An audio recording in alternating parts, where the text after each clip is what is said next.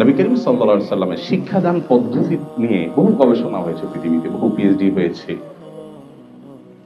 আপনারা একটা হাদিস শুনবেন, সম্ভবত আবু যর গফার রাদিয়াল্লাহু তাআলার সাথে নবী সাল্লাল্লাহু আলাইহি ওয়াসাল্লাম বের হয়েছে।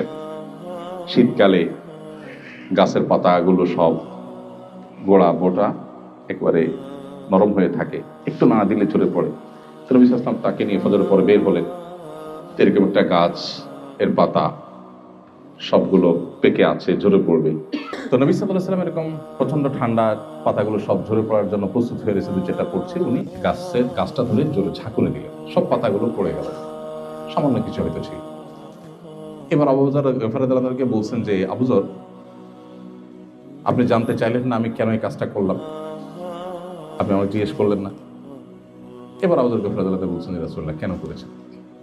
তখন নবী সাল্লাল্লাহু আলাইহি ওয়াসাল্লাম বলেছেন, এই যে গাছের পাতাগুলো নাড়া দিলাম আর সব ঝরে পড়ে গেল, কোন আল্লাহর বান্দা যখন ৫ ওয়াক্ত নামাজ সময় মতো সুন্দর করে সঠিকভাবে আদায় করেন, তার ছোটখাটো গুনাহগুলো এভাবে ঝরে একদম সাফ হয়ে যায়।